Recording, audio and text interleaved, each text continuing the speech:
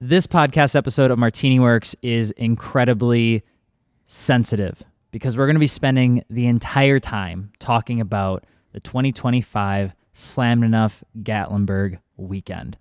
There is so much to discuss that we've spent countless hours between our team figuring out just what went wrong. There's a lot to cover. And so in the 3 segments, we're boiling it down into 3 really simple things. Number 1, we got to start off with some good news. At the end of the day, we're just Midwest folk. We love cars. We love the community. We love the culture. And we want to talk a little bit about how just what the event and the weekend was, what it was like for us. As one of the primary sponsors of Slammedenuff Sevierville Car Show, we put a ton of money, love, care, and passion into getting out there. And the response was astounding. We just spend a little bit of time talking about that. Once we're done with that, though, we're going to boil into the actual history of the Slammedenuff Gatlinburg Car Show, the Slammedenuff Sevierville changeover, some of the history over the past few years, which may be new to you if you've never actually been to this show before, because this event was, by and large, the biggest Slammedenuff car show ever in history.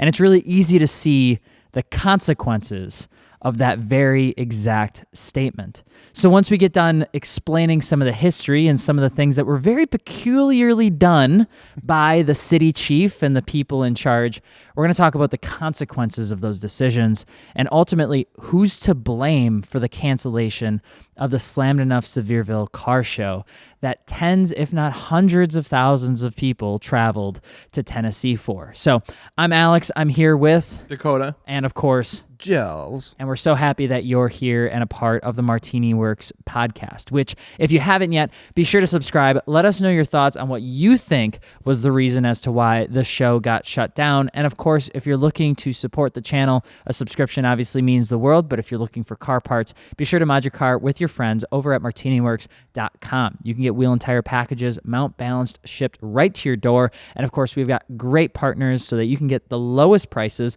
on properly good car parts so you can mod your car the right way. Or coffee. Which is actually one of the positive things that I wanted to talk about, because last week we announced that we were doing a limited batch coffee run. It was super, I'm going to be honest, I was really scared for this one because I've only done car parts for like the last 8 years and I have never touched a beverage item in my entire life. Yeah, this is food, man. You're putting this in your tummy. Yeah, I ate it. And I'm going to be honest, the response was awesome. We had it at the Gatlinburg booth.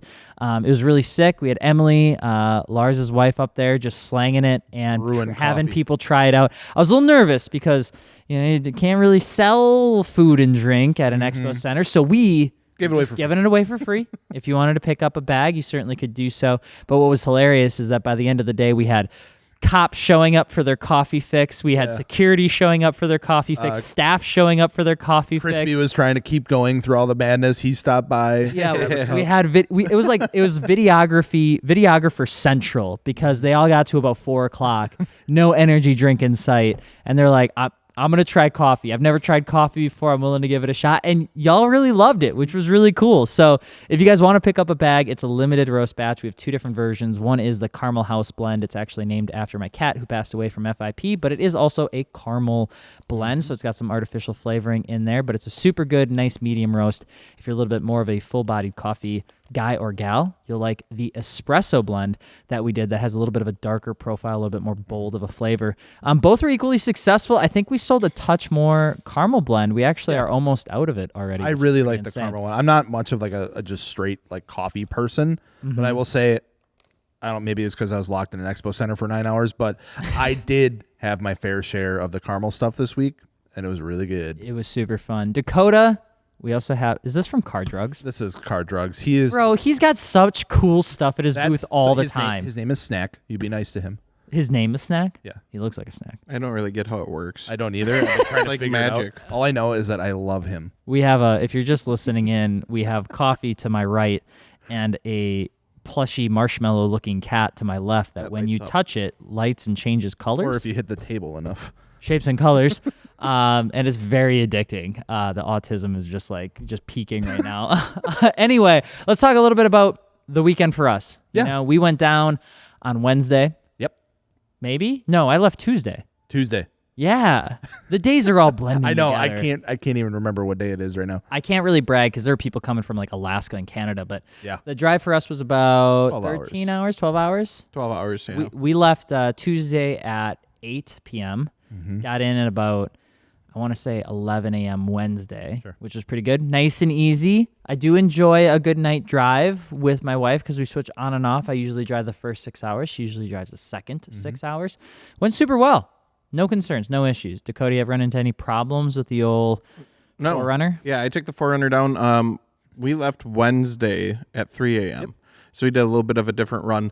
From Wisconsin, that's the perfect rundown because you dodge all major cities' traffics. So it went super good. I literally have no complaints about the drive down.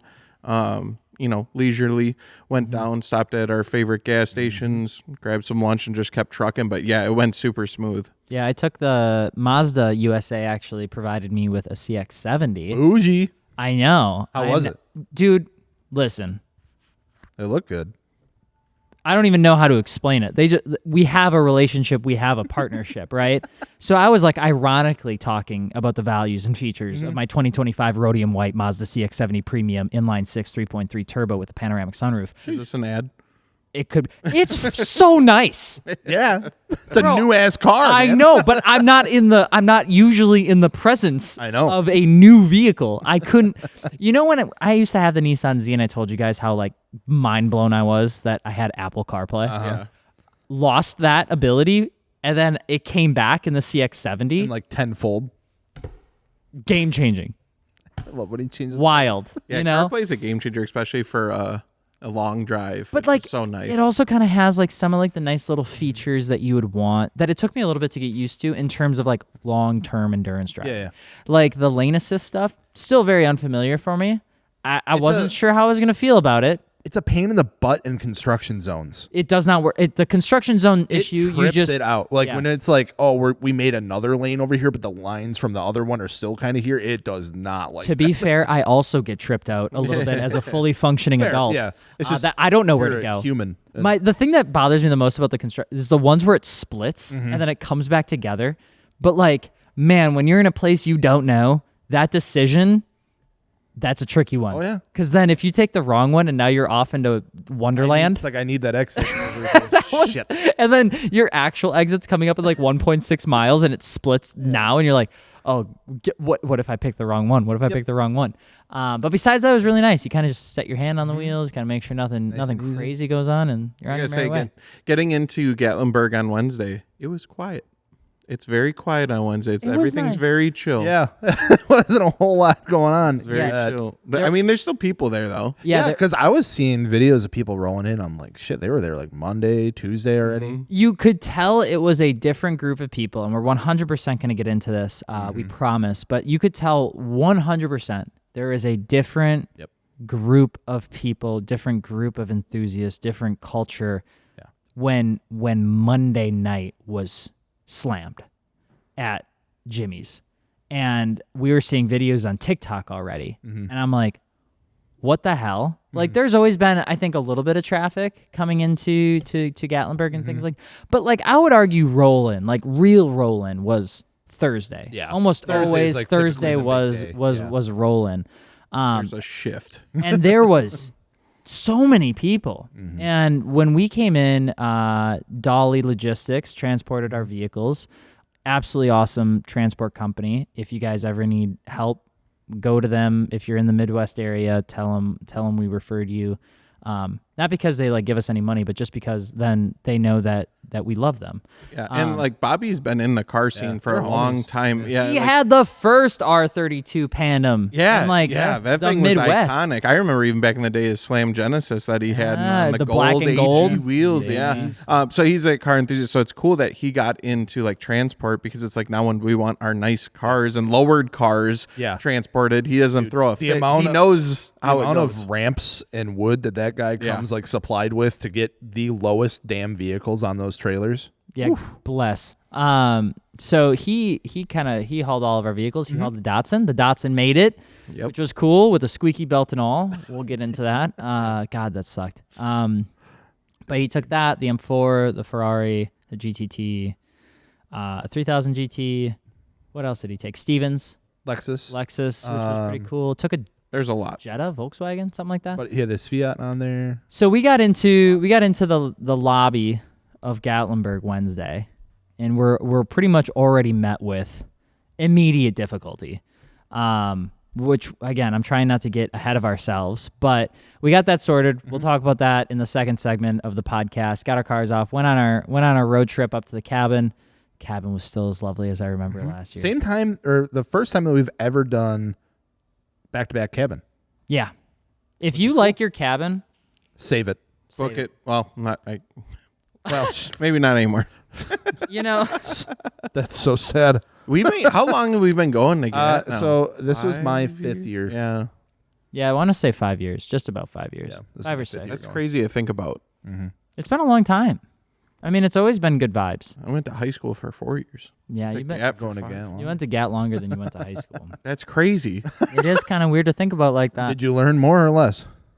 Definitely about the same. Oh, all right, I'll take it. What was we were there Wednesday through Monday. Yep. Some of you guys stayed Tuesday too. What was your favorite part? What would you say? Take all the noise out of it before we jump into the drama of it. What was your favorite part of Slammedenuff Gatlinburg? Dude, Sevierville? it's so hard to say because we rolled in Friday and for the first time got to see in full our booth that we've been working so goddamn hard on. Yeah. Last year we set out on a mission for last year's Slammedenuff Sevierville. It's like we want to take home that best booth trophy, damn it, and by golly we did. And we're like, well, we gotta do it again. And so we what was it, like 6 months that we've been working on putting this booth together with stuff that was being made at night in garages days leading up beforehand by members of our team to get ready to just come out swinging with a super dope booth with a freaking Formula Mazda car, a Datsun that has an insane RB in it. It was super cool to see that finally up. And There's it a looked lot of cars in it. absolutely incredible. That was super dope, getting to talk to everyone again, seeing faces that we always see at that show, talking with people that come up to the booth, selling a ton of coffee. And then we took my wife Maggie's Type R down as well, just to kind of cruise around in. So we drove it down. And on Monday, we had like our free day. Well, Sunday too. We went and cruised and saw some places that we'd never been to before. And it was absolutely beautiful. Driving in that area is just insane. Coming from a place that is just consistently flat 24/7 and the roads are just grids. Mm-hmm. That's a game changer. Yeah, I would say one of my favorite parts was we put a ton of love into the booth, and like we kind of joke around internally that like it's for the trophy, but really it's like I've always had this vision with MartiniWorks specifically where whenever we go to an event, I want our booth to have an emotion, like to have a feeling. That feeling could be, summer vibes, and that's kind of what we did last year. We had the turf, we had the lights, the patio, it was meant to kind of be like a summery kind of outdoor thing. A barbecue. Yeah, without the barbecue. Yeah. And this year I wanted to do something that felt a little bit more like a kind of like a motorsports display. Let's show off kind of the things that we're really proud of, and let's create a space that's still very welcoming, still warm, still good, still you can hang out and chill. But I want it to feel like a motorsports gathering. Yeah. And so that was really the intention with the booth that we had set up. And the setup is almost all handmade. Like the privacy like terraces that you saw with like the grass on the front and back. That was all made in a garage. The sign was obviously ordered. That's 15 feet long. Mm-hmm. The truss system that we built for the canopies, that was all handmade by Jeremy. Mm-hmm. And then the wheels that we chose, we obviously had to choose like good stuff. Like that's the whole thing with MartiniWorks is like, we You want some real stuff. It's we Slammedenuff want Sevierville. You got to come out with some real wheels, damn it. Yeah, we ain't popping no Avid AV6s on that stuff, So we had Volk GTCs holding down our canopies. We had our Volk TE37 set holding down the canopy. We had BBSs holding down the canopy, and then we had some nice like peanut butter couches. And then the Pro Formula Mazda made its debut down at Gatlinburg, and then on the other side of it we had 2 sim rigs and our Series 1 Datsun 240Z, and we were really proud of it. My favorite part of all of that, though, was the kids. Yeah. Dude, the kids were the only ones brave enough to ask if they could sit in the PFM. Because they're the only ones that could fit. And they all said, yeah. We let all of them in, and Lars frickin' was over there all day, just kids in, kids out, kids in, kids out, kids. And man, it was so fun because it's like, when do you get that? Sit in a race car? Yeah. Like a legit, Formula One looking race car. Yeah. So it was that was probably my favorite part. And the cat. There's a cat that came by. I love cats. Dakota? My favorite part, I'd say inside the show, was I had so many people come up to me and tell me, how much our content means to them, or how they listen to the podcast. Shout out or maybe I made a stupid video and it made them laugh. And that's so nice because like when you make like hundreds, if not thousands of videos, you kind of get lost in the sauce a little bit, and the only thing you ever see is maybe scrolling through comments every once in a while, and the internet loves to be brutal, so it's kind of like whatever. But when you make eye contact with someone, you shake their hand and they're telling you this, it's just another feeling, and it means the world. It gets me hyped to make more videos and content. So that was really cool. And then I'd say outside the show, my favorite part is probably just sitting at our cabin. I sat outside like I feel like 90% of the time and just like face the mountains and the views, because we don't get that here. And the temperature was like fucking perfect. It was just beautiful to sit out and either have a drink or have a coffee or whatever. It was perfect, and it's just bliss. And that's, I think, why people like Slammedenuff Gat so much, because that location, it's like, the show is amazing and awesome, but then when you leave the show, it's still amazing and awesome because it's so beautiful. You're surrounded by good people, all of your closest friends, and then you just have amazing views. And it was amazing. I think one of the tough parts is, and this is where we're going to start to go into the second segment here, in a little bit, which is, the Gatlinburg experience, the Gatlinburg event, is so much more than just the car show. Yeah. It is the drive, it is the cruising, it is the food, it's the exploring, it's doing all the tourist trap stuff. It honestly is kind of fun, to be honest. Because it's fun, like I remember I'll go taste as much moonshine as I want. Dude, that is such a just fun, silly, dumb thing to do. I love it. And the fact that it's $5 just makes me giggle, because we'll do the one that's, I think it's Old Smoky, right on that like corner where it's like Ripley's Believe It or Not. That one's my favorite. But I only do that one. But everybody that I'm with wants to do like all of them. Yeah. So like we'll go to the other Sugarlands. Sugarlands. Yeah. But then there's the one in like the back corner where like Old the music Smoky. is playing, and that's Old Smoky. Yeah. And they'll go do that one, and I'll like sit and listen to like whatever banjo guy is just like playing his. They're thing. usually ripping out there. Yeah. And they are ripping, and everybody's average age is like 82. And then when I get in there, sitting there in like the recliner, just bro, it's so good because it's just like old person, me, Lars, old person, old person. Like we have an iconic photo every year that we take there. Then we walk down to Anakeesta, and Anakeesta's like that, and you take the gondola or whatever it is up, and it's awesome up there. Yeah. Gorgeous views. Overpay for your old fashioned. Go up to the top, get your pictures. But it's like habit. Humans like habits, and I like those habits, and it's super fun to get down there and just enjoy it all. The cars are cool. Don't get me wrong. Some of the coolest, neatest show cars ever. Insane builds down there. Dude. My God, the craziest cars I've ever seen. It's insane what you see, and it's just it never ended. Like that's why I'm like so sad for anybody that was only gonna go Sunday and didn't go Saturday, because we at least got to like get a glimpse of it, dude. Saturday's supposed to be like the chiller of the 2 days. People came out swinging at that show. There was freaking sim rigs in minivans at that show with like their own little like stanchions to like walk in and get out. Like people came in and they were showcasing the best they could with their booths, and the booths were freaking rad too. It was set to be just an insane event. Oh, perfect. Saturday really was insane. Like I've never seen that many people in that convention center. It had to have been a record. But my favorite part about it was that people that came to the show came from what I could tell, for all the right reasons. Yeah. I mean, I must have talked to 500 people, and every single person I talked to, good attitude, wanting to support the vendors, picking up T-shirts, talking about cars, bringing their little ones, bringing their wives, bringing their family. Like it was all the right stuff. Yep. It felt like it was all the right stuff. I mean, I had Chad Peters, the previous owner of the Z that we debuted at Gatlinburg. Him and his family had owned that car for 50 years. 200,000 miles on that chassis. There are more memories in that car that he has than I will ever have with that car. And I got to show that to him outside Saturday morning. He's crying. I'm crying. His son, not crying. Very monotone guy. Very, very nice guy. I ask him, I'm like, do you want to drive this car in? And he's like, I would absolutely love to. I teach him the basics of the CAN bus system, and before I know it, he knows everything about that car more than I know about that car. You know, he's like, oh yeah, you got to lift the door up a little bit when you close it. Don't worry about it. This is kind of how you do it, you know? And I'm having this incredible positive experience. I'm having this incredible time with you guys. We're doing such a great time with the audience that chose to come to the show.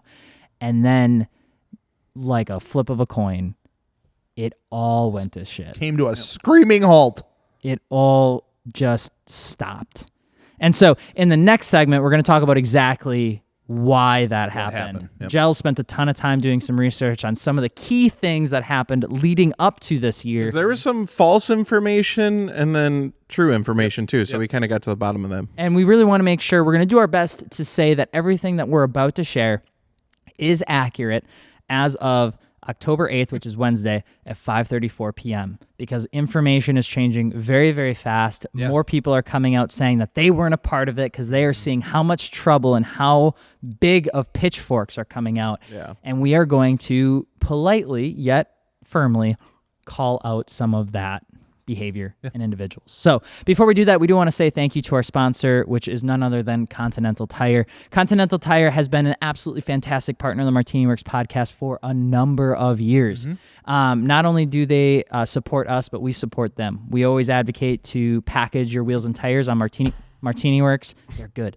And you can do that with Continental Tires. So you can get your Apex wheels with Contis. You can get your Works with Contis. You can get your Stage wheels with Contis, or Enkis or Koenigs with Contis. And they have some awesome, awesome tires. Whether you want to get the DWS06 Plus because you just want something nice and easy that still has some good performance. You want to get something very, a little bit stickier, but not overly sticky. The Jesus. ECSO2. ECSO2. I'm having a panic here. So many tires, so much rubber. So many acronyms. Absolutely fantastic tire. Or if you live up north, you're trying to get ready for that winter weather that's coming, which is I'm trying to get my hands on them Viking Contact 8s, you know what I'm saying? Yeah, they're a pretty good looking tire.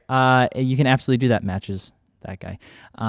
Absolutely fantastic tires. Continental's got a warranty on a lot of their stuff. They have absolutely excellent prices. They got rebates. They're running all the time. And I can't speak highly enough of them. So if you want a good tire that you can count on that performs, we can't recommend Continental Tire more than I already have. You can pick them up over at MartiniWorks.com, and you can package them with your wheels if you need to get a wheel and tire package shipped right to your door at MartiniWorks.com as well.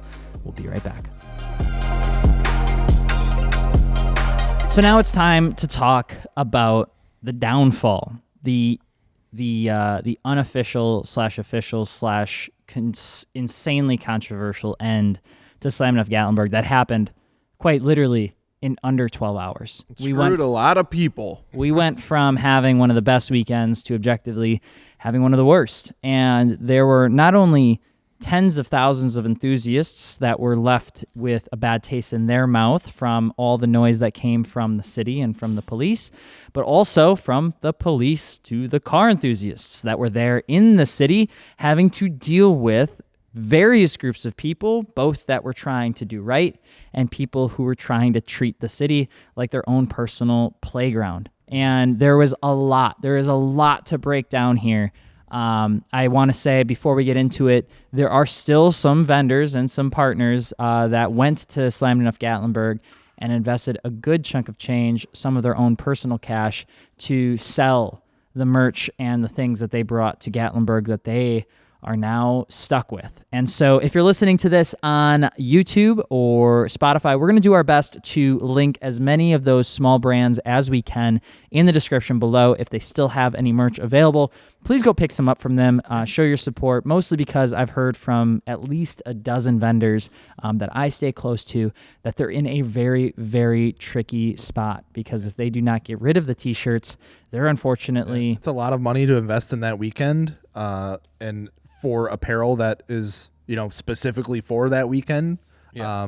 So it hurts. Yeah, absolutely. So we're going to have that there. If you want to pick up some MartiniWorks merch that still is from the Sevierville Car Show as well, you certainly can, because we obviously have some left. But Final edition Gap merch.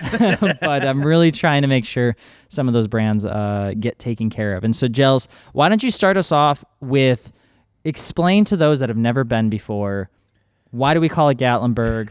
Is it Pigeon Forge? Is it Sevierville? Where the hell is it? Yeah. And kind of get us up to 2024-ish, so we can start talking about 2025. Yeah. So in the midst of all the craziness that's going down, I don't know if it's just a joke at this point, but I've seen so many things of like, it's not Gatlinburg, it's Sevierville. It's not Sevierville, it's Pigeon Forge, like all this sort of stuff. So why Gatlinburg? Well, it's because it's where it started. And, back in the day when Slammedenuff first had their event there, it was downtown Gatlinburg at that little convention center. Obviously, it blew up into something really, really big.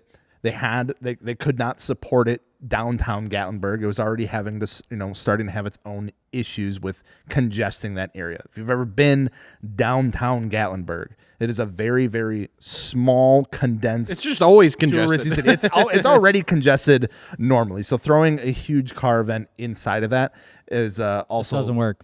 Just a lot to add. So when it got big enough, it moved out of there. It went up to Sevierville Convention Center. Huge convention center on essentially like the northeast of Gatlinburg, so like way up there. From Gatlinburg, it's about a 40-minute drive or so. Yeah, it's a minute with traffic. So that's where it's been the last however many years, because it can just host a lot of people.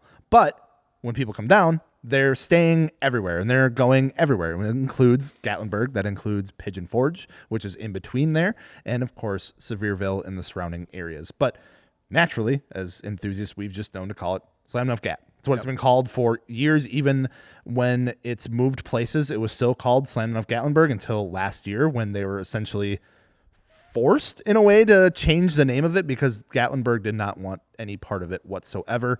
And to be able to even get their approval, I think they had to change the name to Slammedenuff Sevierville. Yeah, so there's a couple things going on here, and if you're listening and you're open to learning, let's learn together. Number one, if you're out there on TikTok and you're saying, Jimmy, it's not even Gatlinburg, that's Pigeon Forge. Yeah. You're kind of just feeding this thing of trying to pick on someone.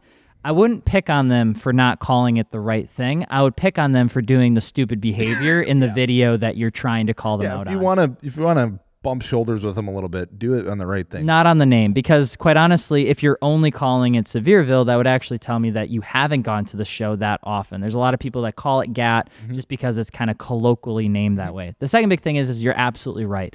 As Slammedenuff Gatlinburg continued to grow, as the team of Slammedenuff was meeting with the city and trying to make everything work, there were some concerns about the name being associated with the location of the event. And Gatlinburg wanted to make sure, or the city of Gatlinburg wanted to make sure that if you were going to come to the event, you understood that it wasn't actually in Gatlinburg. They wanted you to stay as far away from that area as you could, mostly, again, because of congestion issues and things like that. And so it was a very cordial partnership between the cities. I want to make sure I reiterate that Slammedenuff didn't necessarily have a negative experience with the city. They were obviously stern. They were obviously, very firm on what they thought they could or could not do.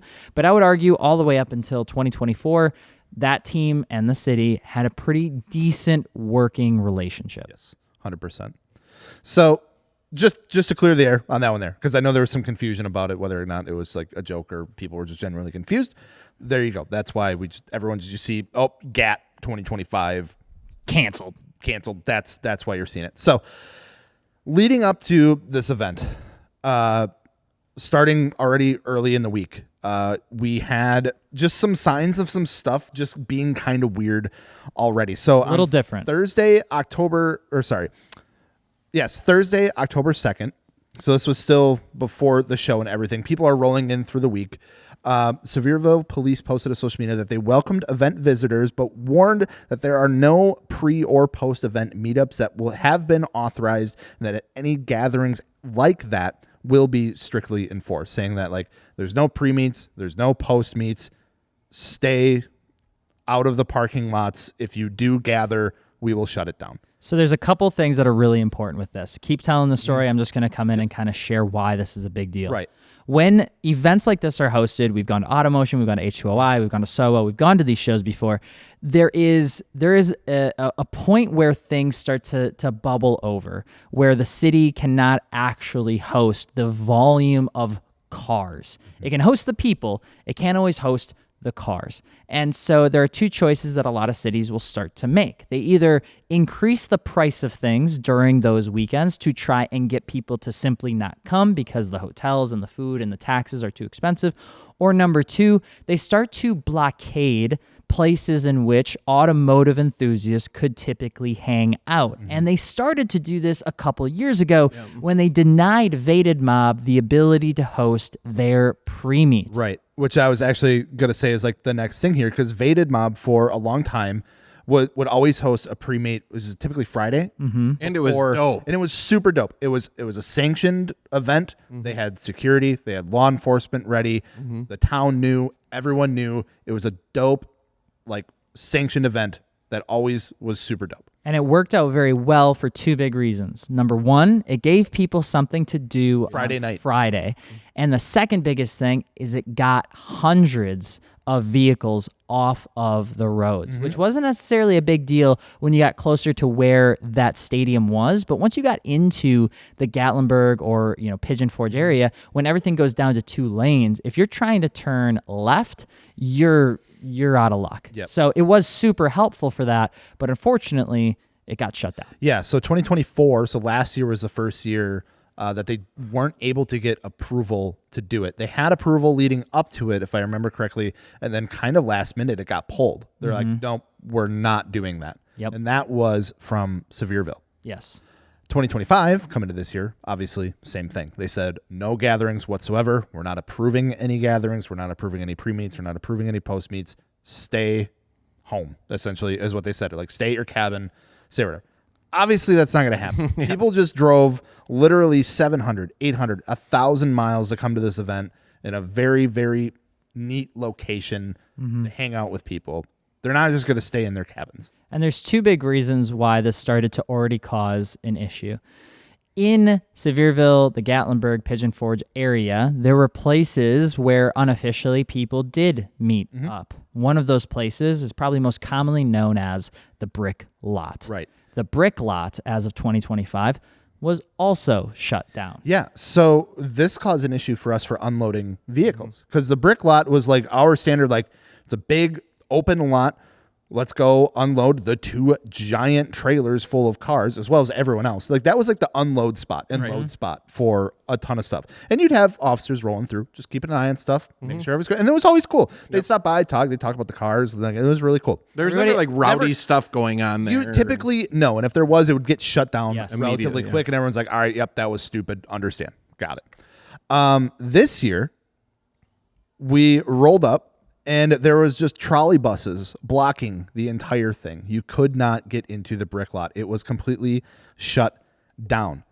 Now, the really kind of weird part about this to me is that Brick Lot is a municipal free parking lot. That lot, which is huge, might I add, is meant for people to use as free parking who are visiting Pigeon Forge, who want to get out of the way a little bit and just have a place to park their vehicle. You just shut down a massive parking lot, not just to keep meets from happening, from people just generally parking their cars that are there to like visit as a family vacation or just tourists, whatever it might be. So now you have not only all of our cars not able to be in there from doing whatever, shopping around, walking around, meeting around, you have just the general public as well not able to get in there. That lot was completely shut down. Now, what's really also weird about that is that you go to Pigeon Forge website, literally like pigeonforge.com.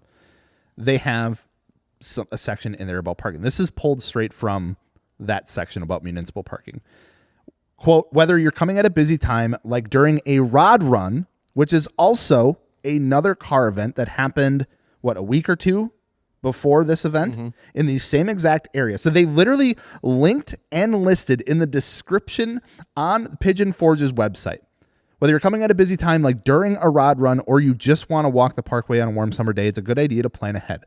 There are places with free parking like in Pigeon Forge, so you never have to worry about spending too much time or money looking for a spot. Like I said, that was pulled directly from Pigeon Forge's website with that lot attached, directly calling out like, hey, if you're here for a car event, go park there. So the fact that we roll up for our car event and it's completely shut down and blocked off, it's kind of weird. And it's like strike two, right? Now it's like you took away the pre-meet. Yep. Now you take away the huge parking lot that people go to. Yep. You're pigeonholing in Pigeon Forge people where they want to go. Where are they going to go, you know? Yeah. And there is a spot where basically everyone went. So immediately you're causing an issue of people having nowhere to park and nowhere to hang out. Yep. Two things that they're going to need to do. Yep. Especially outside of the event. So here's the other thing, too, to keep in mind is when we talked to the local police, we could already tell that they were very much on edge. 100%. And this is my experience because I probably talked during my weekend there. I probably spent time and I talked to maybe 14 to 18 different police officers during like the 5 or 6 day window. Every police officer I spoke to on Wednesday was very, very on edge. Yeah. We ran into some of the same cops Thursday morning, and they were a little bit more relaxed. But you could tell that they were coming in hard on Wednesday. They had instruction. There was messaging and stuff like I've never seen before for this event from local police departments and city Facebook pages that were saying like, we will enforce this stuff this year. And honestly, at first I was like, cool. I understand. Keep this dumb shit under control. I get it. But then when you pair that with completely shutting down the access, it was just a recipe for disaster. Yeah. I think that's kind of one of the big talking points that the community has, which is, listen, you can be mad at us for the Jimmy's thing. You can be mad at us for doing the burnouts and the things like that. Yeah. But in that very same token, you kind of threw everyone into a barrel. You know, you got fish in a barrel.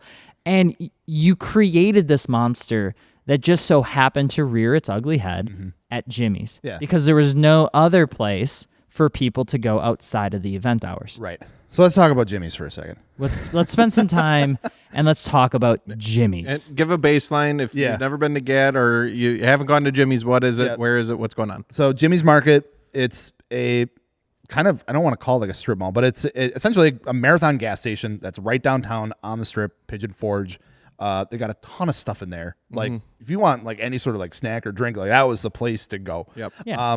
A popular meetup spot for the week. Essentially, like I said, it was right downtown. It was right on the strip, and it was always busy. To be fair, it was always busy. People have always met there. Yeah, it was always a meeting spot. It was always busy. In and out, in and out, in and out. And they openly welcomed the car scene. Yep. They're like, we love having you guys here. It brings in business for us. Just don't be stupid. One of the few spots that did really support. did. Yeah. Yeah. Especially as years went on because of things that started to happen. Business like, oh, I don't want any part of that. Do not park in our parking lot. You know, we saw many signs this year of like no loitering, no parking. Yeah, like, because last year, no public restrooms was a huge thing that I saw in like every business window. And one of the things last year that was really big that I think also steered this was last year there were a lot of people getting in trouble for even sitting on the grass area facing the strip at night. Police were giving those people a hard time, trying to get those cars to move, saying that they were going to tow them, threatened to tow them.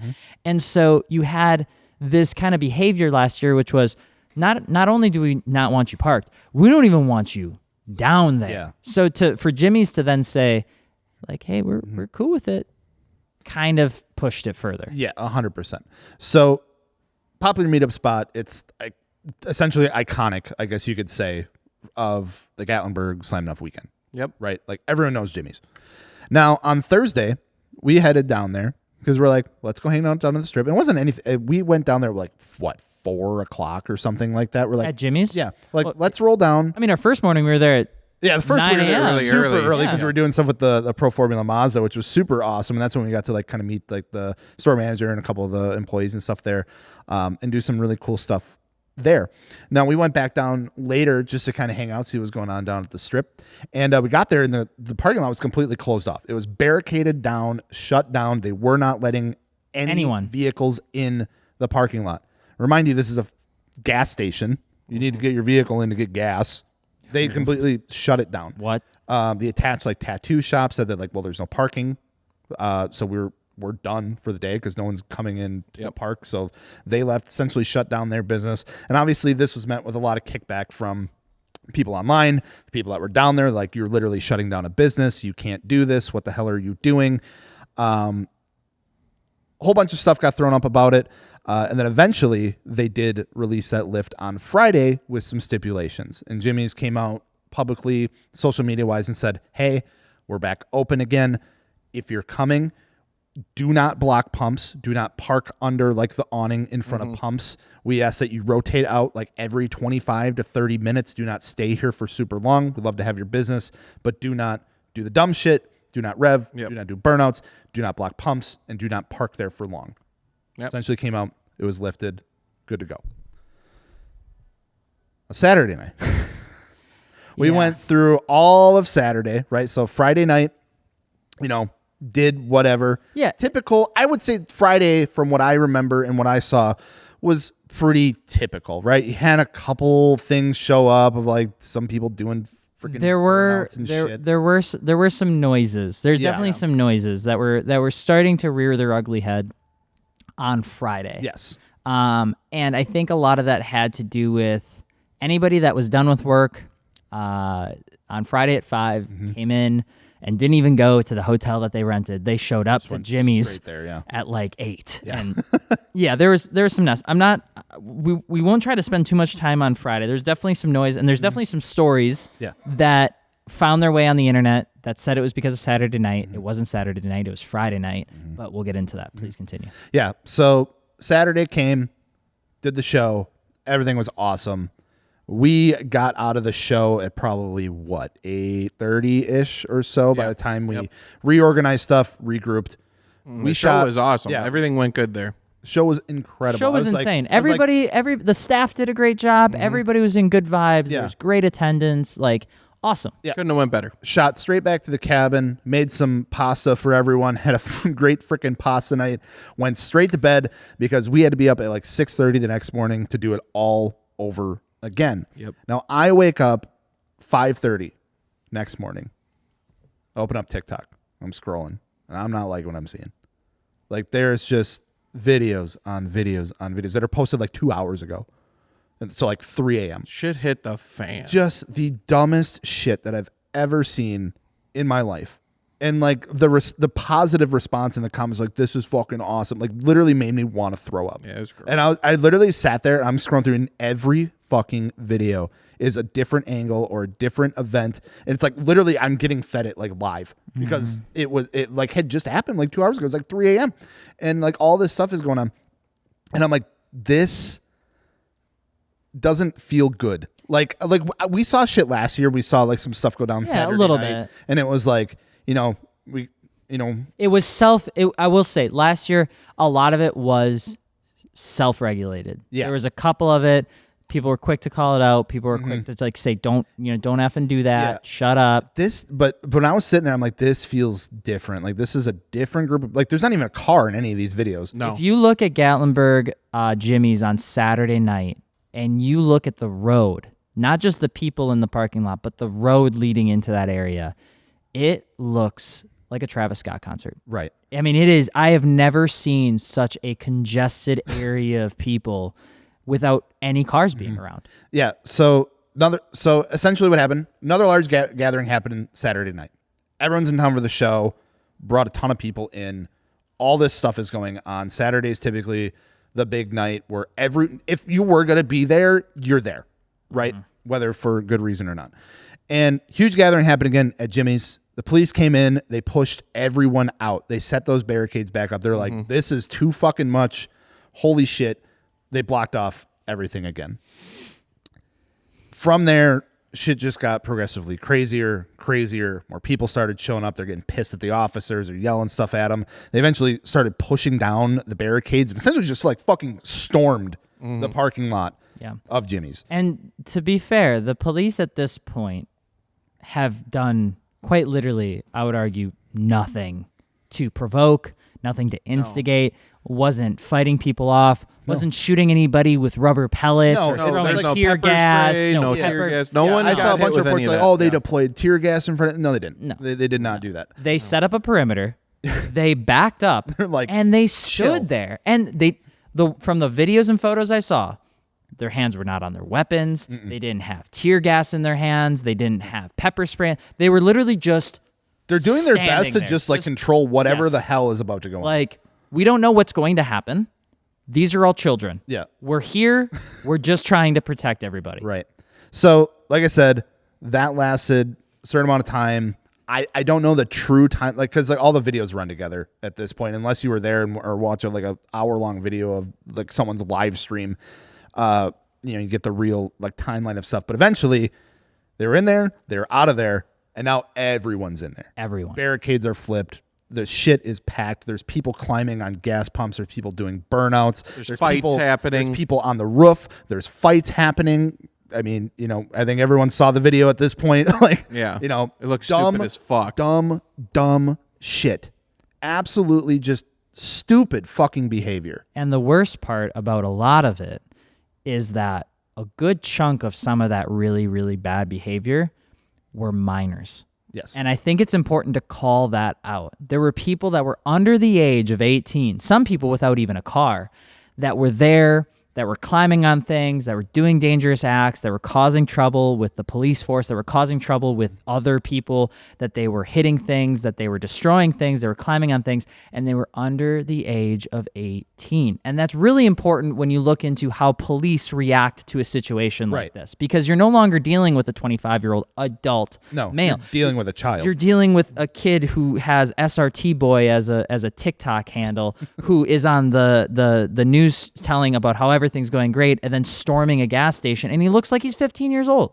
And it's like, well, how is a cop supposed to handle that? How are you supposed to handle the difference between during the day too? And to be fair, and I'm not trying to be like a police officer advocate here. I am trying to be as honest as I can. I saw a video of a D-badged R34 with wannabe nurse stickers on it, having a weapon laying in the passenger seat in broad daylight in front of dozens of people at Jimmy's, asking for an instigation, asking for somebody to cause an issue. Because that's what he's doing. He's putting the weapon there to cause a stir. And the police are like, what the hell are you doing? Now, I did see some claims that was like a gel blaster, it was an airsoft gun, it wasn't real. Either way, why the Stupid. fuck do you Either have way, what are you doing? no matter what. Why would you have that there? Exactly. Using common sense, right? It's like people have this opinion on the internet of, well, the law says, or this says, and it's like, I hear you.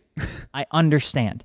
There is still a level of common sense that you should have as a weapon owner or a car enthusiast or just a freaking adult to look at something like that and say, you know what?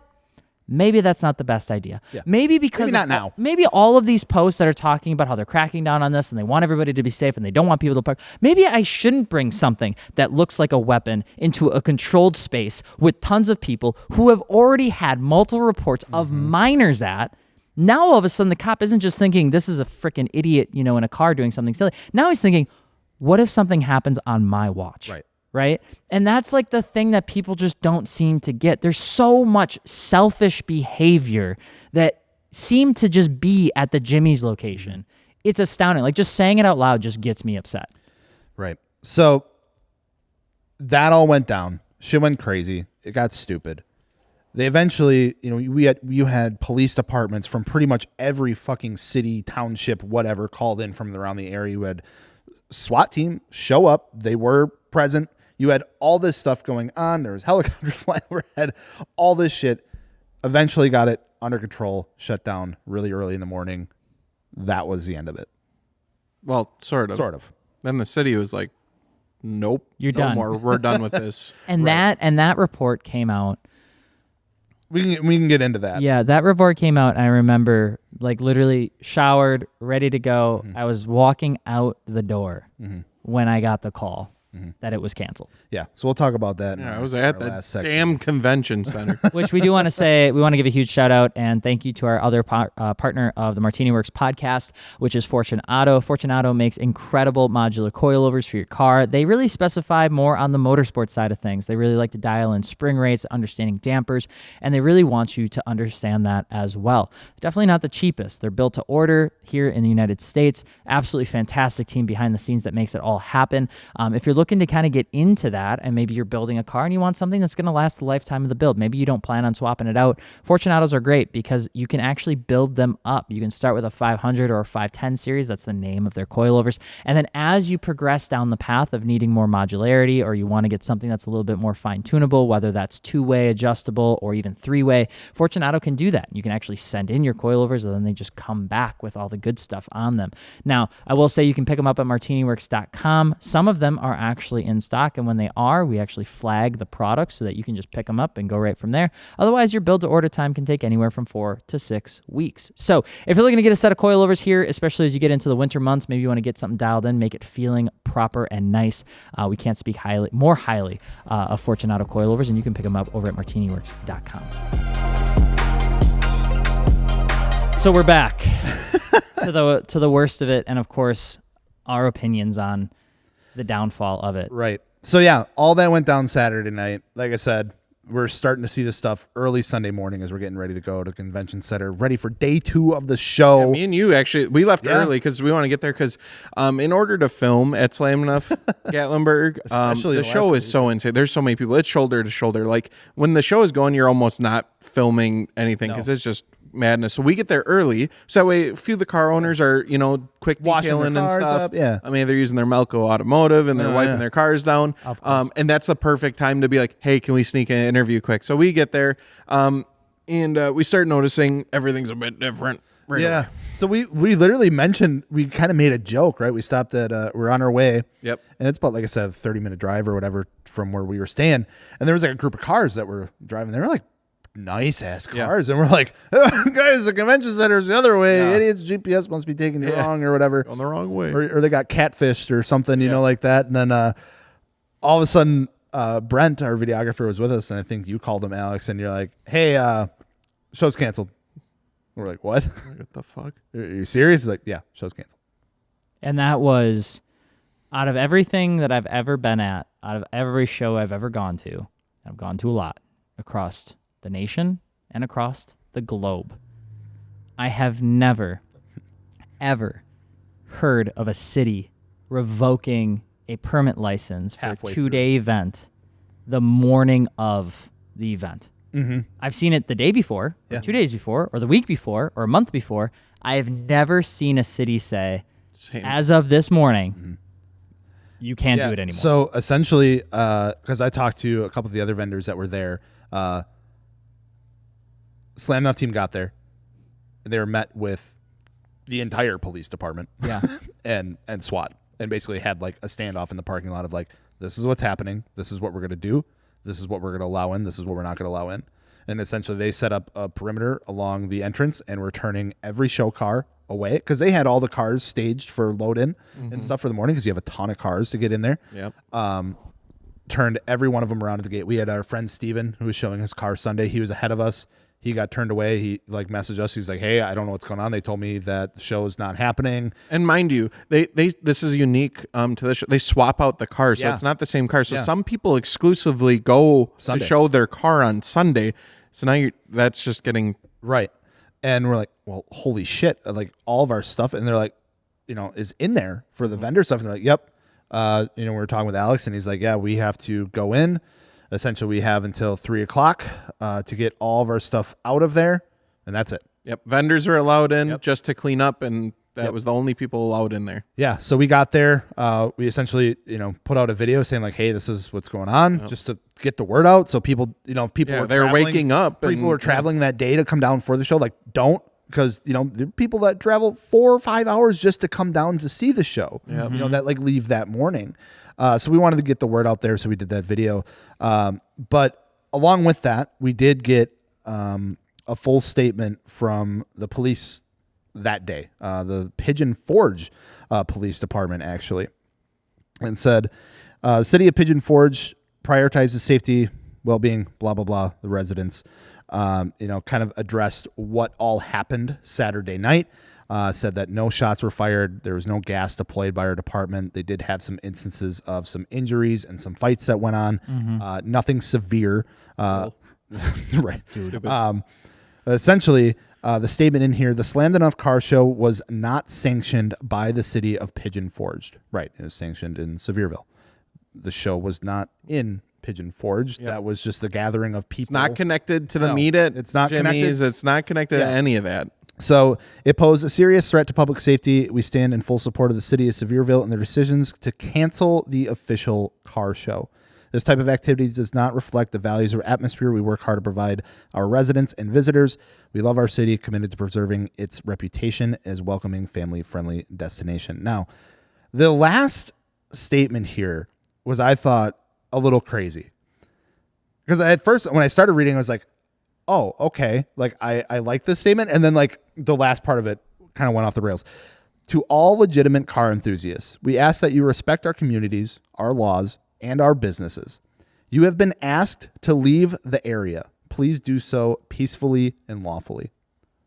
So essentially saying, if you are a car enthusiast that is in town for this weekend, you need to get the fuck out. You are not not welcome here. You know what it was, too, that's so messed up about that is that the people that were doing this were not car enthusiasts. Exactly. It was. This is what happens. The event gets bigger and bigger because it's a great event and it keeps blowing up. People make more videos about it. You see more photos from it and like, oh, I want to go to that. I want to go to that. Well, eventually it gets so big that you're starting to get the attention of people who aren't car enthusiasts, but they want to party. They want to go do something. It's They're like, I don't have a cool car, but I want the attention that this show gives. How do I do that? So they get there. They're not looking for cars because they don't care about them. They don't know anything about them. And then they're looking for an outlet. So they're starting fights. They're climbing on buildings. They're looking for any viral clip they can record. Exactly. So that is a completely different crowd than car enthusiasts. And the people that were at the show, I see none of those people I seen in those videos at the show. No. Yeah, the part that really killed it is this news gets out, and there's two things happening at the same time. Yep. You have the complete and utter disbelief, the deflation of the people that came here for the car show, not just those that drove all the way, not just the spectators who were getting ready, but the kids that came out to check out the car show, the dozens that we had get in the PFM. There's going to be dozens more for Sunday. You had dozens of vendors that had no idea what they were going to do. Right. You have Slammedenuff that they don't really know what they're going to do. Right. I mean, transparently, they were learning information at the same exact speed that we were learning it. And you have that group.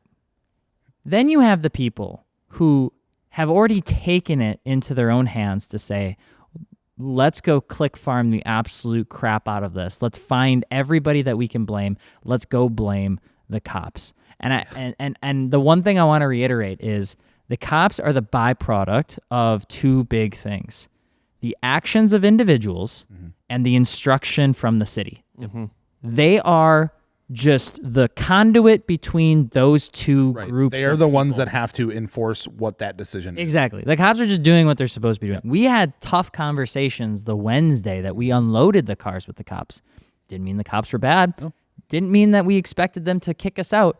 But we had to de-escalate a little bit, and then they de-escalated a little bit because they're just a conduit of this thing. And now they're enforcing, not only is the show canceled, we do not want you here. And the response to that, especially from the public, because obviously the public sees this, and they're not happy. Like, they were so happy that the show got canceled and shut down. They were sick of this shit. And I get it. I totally get it. You know, I've seen people from, I'm just trying to get home, like TikToks, people are, I'm just trying to get home from work, and takes me an hour and a half to go 2 fucking miles because of this damn car show that's going on. And it's like, it's not the car show. When I saw the event page, or when I saw the Facebook page of the city make that post, there were 67 comments on it. Because I remember being 68 because I was about to say nice. And out of the 67 that were there there was not a single comment on that initial post that was against that decision. No. Every single person was, thank you. Yep. So glad it's shut down. Our streets are finally safe. I can't believe that happened at Jimmy's. Thank you for protecting our citizens. Support. I was the first person on that post to say, I understand. This is really unfortunate. Unfortunately, I don't necessarily agree with shutting down the event because now all of this stuff was happening here is now just going to happen everywhere. Yeah. It's like you have people there. Like the cars were there. They're already there. And now where are they going to go for literally 9 hours of the day? Yeah. Holy shit. And we didn't talk about, Especially when everything's closed. You close off all the lots. It was such an interesting group because it was like even like supercars and stuff were partaking in this stupid activity. And you're seeing Lamborghinis street racing. And then you're seeing children starting fights. And just, it was like so abnormal and not what is even at the show.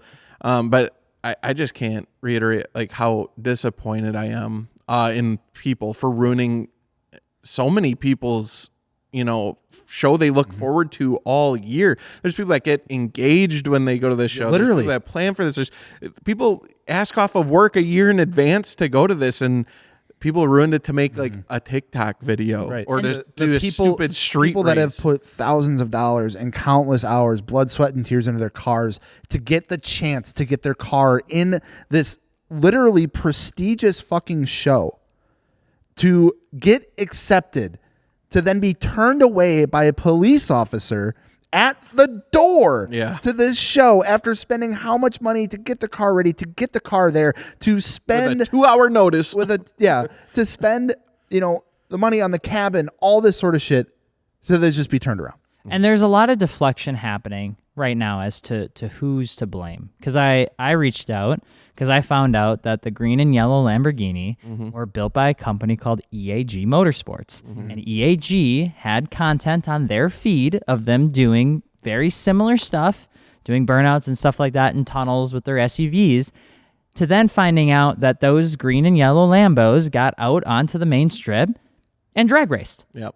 They didn't pull. They didn't do a quick pull. They didn't accelerate aggressive. They raced next to each other. And I called them out and I said, is this you? And so they sent me a DM and they said, just FYI, in no way would we promote racing two Lambos down the strip, especially with our brand all over the cars. That's not what we stand for. Some of the guys we came with, not employees, got excited and shouldn't have done those pulls. But I respect your opinion in all of this. We've been getting lots of messages and reviews by actions left by our customers.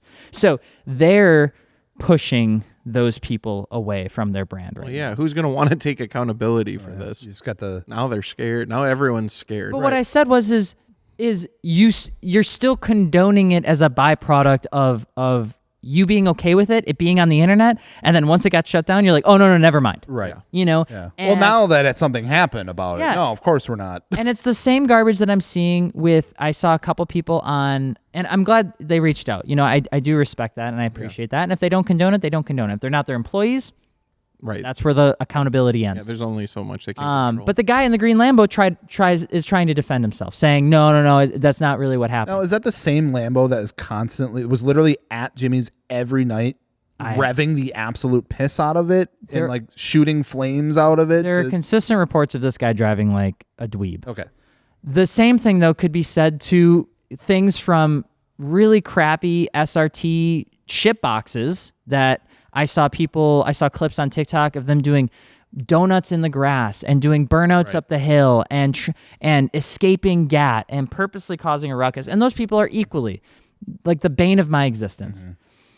And then I see the 16-year-olds climbing on top of Jimmy's, trying to click farm, trying to find that viral video, that thing that they think is going to get them a ton of views. Yep.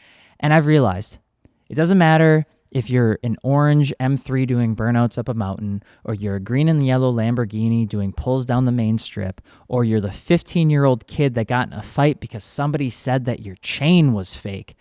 Those people, they all have the same exact core problem with them. They're selfish people, and they took the weekend into their own hands, and they made the weekend about them not about the community, and they ruined it for everyone. And there were hundreds of people like that. There were hundreds of people with base model fucking Dodges to G80 M3s trying to be the next big dog on frickin' TikTok to talk about how insane their thing was, doing burnouts, doing swings, doing take. And then the moment it got shut down, they're like, oh, no, it wasn't me. Yeah. It wasn't me. Delete the post, delete the post, delete the post, block the profile, delete the post, delete the post. It's like, dude, I wish you could look in the eyes of some of the people that I saw on Sunday that had tears in their eyes because they didn't know what they were going to do with the $5,000 worth of merchandise that they had because they poured their heart and soul into their small brand. They bought a vendor booth so that they could get the word out on what they were doing in their town, and they're staying at the cheapest hotel that they could find, and they're borrowing money from a friend, and they got tears in their eyes, and they can't sell their $25 t-shirt because you are an asshole, a selfish asshole. And I don't care if you've got $1 million, and I don't care if you have $10. That behavior is the most insane thing I've ever seen before in my life. It's ridiculous. It just for people to say it's anything but that really bothers me because there's a part of me that is equally upset with the city. I don't agree with what the city did. I think the city was really stupid in how they delivered the information and when they delivered the information. In ways, it did really feel like with some of the decisions that were made, it did feel like we've gone through this before. We are going to set this up for failure. So we have a finger to blame and get this shut down. And guess what? Officially, as of Monday, this last Monday, the Sevierville Mayor Robert Fox said Monday, the Slammedenuff Car Show will not be welcomed back to the city. Yeah. So it is officially canceled. Done. And we have a friend of ours, his name is David. He's representing the Slammedenuff team from a legal perspective, who has kind of came out in response and had said, we don't condone this behavior. Those people aren't our people. And I agree. The people that I saw in those videos were not the people going to the car show. They weren't the Slammedenuff people. But it doesn't matter. It doesn't. And I do believe the city kind of knew that. A part of me feels not like a conspiracy theory, but speculative that they said, we are going to release this information once they're already here. We're going to make it so that as they make these mistakes, we get to tighten this and tighten this and tighten this until something screws up. Somebody messes up. And Jimmy's was like the perfect case study of that. 100%. And when I met up with Janet and the people at that place, I mean, damn, they did not deserve for everything to happen at that place. No. She was nice, family-owned business, just loves cars, set up for the weekend. They make a bit of money, sure. But I could tell just from talking with Janet, she just loves it. Yeah. She just loved it. And she was taken advantage of by the same community she thought she was supporting. Yep. Because those people pretty much barricaded their business in, stood on top of their stuff, did damage, caused a bunch of ruckus, caused a bunch of issues, and then the police had to step in. And a bad look on the community. A terrible look. From the community. How do you think Jimmy's Market feels, and how do you think the surrounding businesses feel about Jimmy's Market now that whole thing happened? Like, there's going to be repercussions that follow this event that had nothing to do with them. No, it's horrible. And unfortunately, too, it's like we all saw this coming in a way because this has happened with other shows. We literally just dropped a video about H2OI. It was that was non-coincidentally to Gatlinburg. Yep. Like, we didn't think that this would actually happen. No. It's always been like, it was like, I would say a couple years ago when the actual takeover shit started happening. And by that, I mean like someone blocked off an intersection and did fucking donuts. Yeah. Like we were like, oh, here we fucking go. And I think someone said, I'll give it 2 years. Yeah. And sure Well, shit. there's a lot of people that said that. I mean, and I always try to say this as transparently as I can. Would it be cool to go do donuts in a four-way intersection for shits and giggles with your car? Fuck yeah, it would be cool. Is that the place to do it? Fuck no, it's not. You don't do it. Just because you want to doesn't mean you should. And yet for some reason, these like toilet lickers have thought it was a good idea to just like continuously try to push as much as they could. And it makes me so frustrated because then I go on TikTok and I see people making posts or videos that were there. They were at Jimmy's and they weren't climbing the gas station, but they were right next to it. Mm-hmm. They weren't fighting, but they weren't stopping it. But they were recording it. That they were recording it. And I'm like, you are just as much to blame by association because you know better. And if you don't know better, I hope you do now. Yeah. You should know better than to be there. If you're filming a fight, you are a dumbass. Like, just unilaterally. If you have your phone out and you're smiling and you're whooping and you're getting people stoked about a kid in a wheelchair and a fully grown adult fighting a kid with cornrows, you are just as much the problem. Like, you have just as much brainless behavior because you should be stopping it. You should be telling people no. Like, there was a kid in a gray sweatshirt, like, trying, it looked like, to, like, break this. Whoever that person is, thank you. Thank you for trying to de-escalate because you were one person in the sea of 300 people that were trying to stop it from happening. And I can't expect every person to jump in the middle of a fight with 20,000 people surrounding it. Okay, fair enough. Get out of there. Leave. Yeah. Don't be a part of this shit. When the police pushed everyone out, it should have been your sign of like, okay, hey, cabin. we should probably head out. Yeah. You know? Like, what's the point in being there? Yeah. There's At nothing this point, to do. There's no cars in it. You know it's going to escalate. There? The problem is everyone's trying to get a TikTok video. Everyone's trying to get their 5 minutes of fame. Everyone's trying to get a viral clip, and you're egging on this stupid behavior. So I really think the only way that we can, get past this and stop this from happening, if you don't want your favorite shows ruined, you either need to speak up if you see something stupid and say stop, or avoid it. Get away from that. Don't glamorize it. Don't, make videos of it. Get out of there. Quit showing up to the shit shows and leave if, you can start telling when stuff's going south. You can use your brain. Honestly, you can, because one of the things that bothers me so much about it is because we made a video with Janet and when everything was shut down.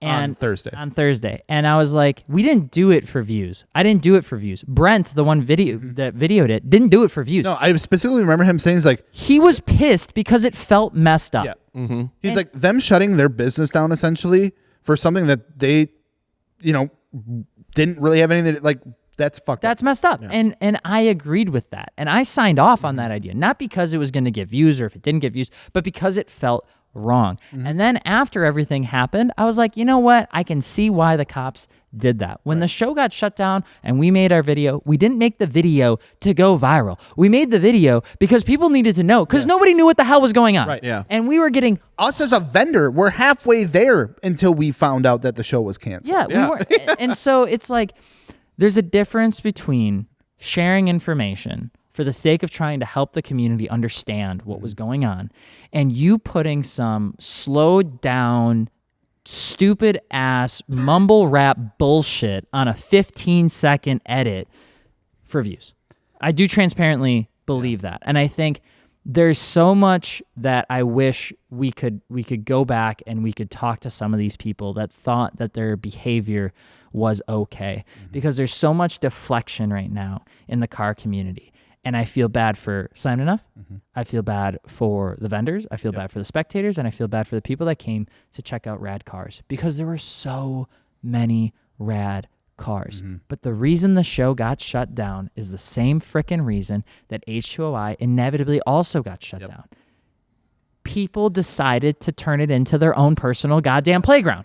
And I will say, because they have put out officially that this will not be happening again, or at least the city said that they will not be approving it again. They might go somewhere else near there, whatever. We don't know yet. I've already seen the comments of, well, we're just going to go the same time next year.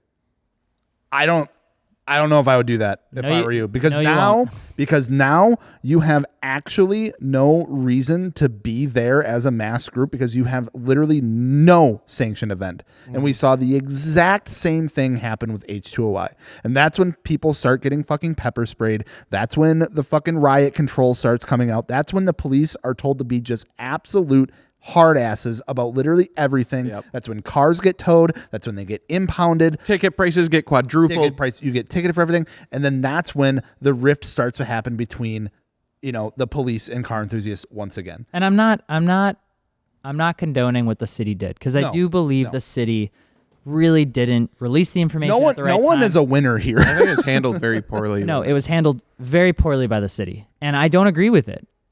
I think a part of me, though, knows that behavior at Jimmy's would have happened at the brick lot. a part of me feels like if Jimmy's wasn't the HQ of dumb shit, there would have been dumb shit happening at Jimmy's and the Brick Lot. Or Walmart. Or wherever. Or Walmart. Or this or that. And it's so infuriating because, when I look back, there's so many great memories, so many friends that I made at that event, so many people that I've gotten to work with, so many shoulders I've gotten to brush up with, and the Slammedenuff team, like, this is a huge event for them financially. Like, their investment into this show is probably what carries a lot of their other shows that they go do during the season. And I know that that's not a cheap bill now, that they have to scarf back to spectators and vendors and partners and people that, they were expecting to go. And it's like, you're right. Everyone loses. And the only people that won were the random videos on TikTok that got 100,000 views. That fucked everything up. That literally screwed absolutely everything up. So congratulations if you're one of those people. I know those people aren't watching. No, they're not watching. They don't even care about cars. No. So I want to spend just like 2 minutes to maybe just talk about like how do we avoid this, right? We talk about speaking up. Don't be a part of it. I think there's a greater conversation that also goes into this affects like federal level of support too, guys. Yes. Because SEMA posted about this. Yeah. SEMA Action Network posted about this. Right. And like, I'm working with SEMA right now to make another post to talk about like SEMA coming up in November. And it's like, these people advocate for the people's ability for the right to modify their vehicle. They're spending hundreds, if not millions of dollars lobbying for us silly, stupid idiots to put aftermarket wheels on our car. Right. Literally. But there are tens of millions of dollars of lobbyists going against that because they don't want you to modify your car. They don't want you to have the ability to modify your car. And if you've been in a brand new car, you can already see it in action. It's like a locked computer at this point, right? And so we're already on the heel when it comes to being an aftermarket enthusiast, with everything going to EV, with everything being more difficult to find, with the price of car parts getting more expensive, with it being harder to modify your car in states like California. It's continuously getting tougher. Now we have outlets that are getting shut down. Racetracks, drag strips, dirt tracks, oval tracks. Now we don't have those places that we can go do things responsibly. Now we have car shows getting shut down. We can't do a Slammedenuff Gatlinburg. So what's next? What happens when the next event that's the second biggest also gets shut down? Because now the people who ruined Slammedenuff, they're just going to go to the one in Knoxville. They bounce from Solo, H2OI. They've now done Gatlinburg. Where's next? What's next? It's a never-ending cycle. It's important to understand how sensitive this relationship is because that can teeter so quickly into when there isn't enough people to enjoy the hobby dies. And I don't mean this to be overtly exaggerative, but when there are, on quote or on paper, 250,000 people that are now no longer going to be in that area for that event, whether directly or indirectly, and now all of a sudden, maybe they found their entire passion on building a show car. Maybe they had a small business that they can no longer support because all their money was invested into the show. Now those dreams are dead. That cycle doesn't grow. Now it shrinks. And even if you weren't a part of the activity, but you were near it, you were at Jimmy's, you saw it unfolding, and you stood there and you recorded and you didn't leave, firmly and politely, stop doing that. When you see things get out of control at those places, leave. Don't be a part of it. Don't even engage with it. Don't film it. Don't give them the attention that they want. That's what they want, is attention. Starve them of it. Don't give that to them.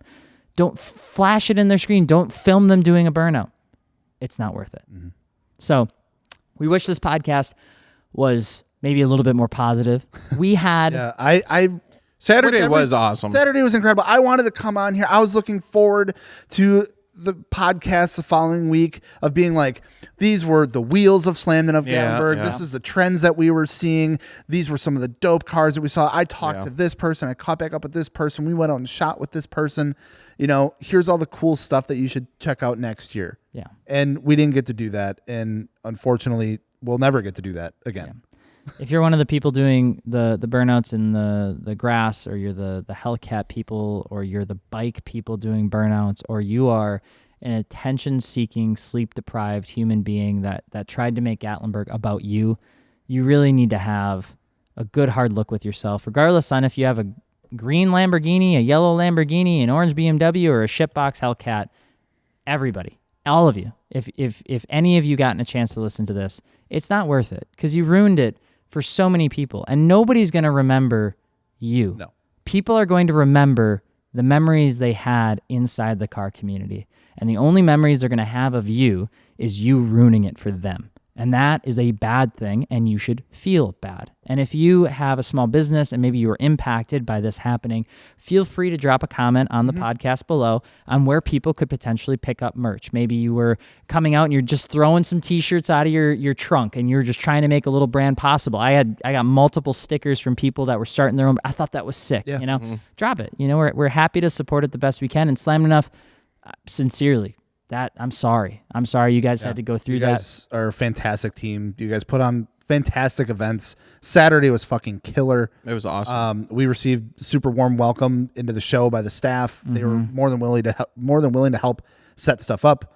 I'm sorry. Yeah, absolutely. With that being said, we want to give a shout out to our last partner of the MartiniWorks podcast, Malco Automotive. We did use all of their stuff over the weekend to clean our cars, which turns out the Pro Formula Mazda is not a shade of gray. It is black. It cleans and up we pretty didn't nice. notice that until we cleaned it. Malco Automotive has been in the space for over 70 years. Absolutely incredible detailing company.